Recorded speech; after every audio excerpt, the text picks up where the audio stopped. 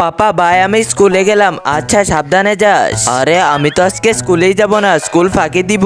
আরে এই রবিন এত তাড়াতাড়ি চলে গেল, এইটাই সুযোগ, তাড়াতাড়ি ঘরে চলে যায়। আরে না মা, লুকাতে হবে।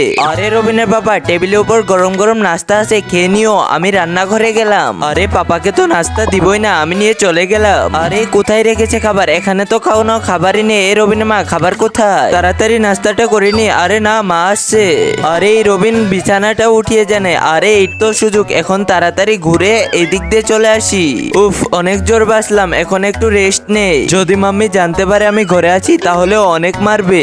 রবিনের বাবা চলে আসো, আমি গরম গরম খাবার রেখে দিয়েছি। আরে আমারও ক্ষুধা পাইছে, আমি তাড়াতাড়ি খাবারটা নিয়ে চলে যাই, না হলে পরে আর খাবার পাবো না।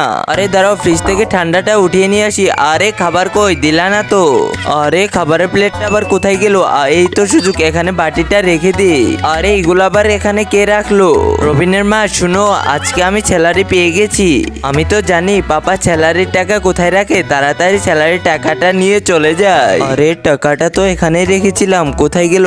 আরে রবিনের বাবা তুমি এখানে কি খুঁজো? আরে কই কিছু না। আরে মাম্মি আমি এসে গেছি, আমার অনেক ক্ষুধা পাইছে, আমাকে তাড়াতাড়ি খাবার দাও। বন্ধুরা তোমরা কি জানো আমার টাকাটা কোথায়? জেনে থাকলে তাড়াতাড়ি লাইক করে দাও।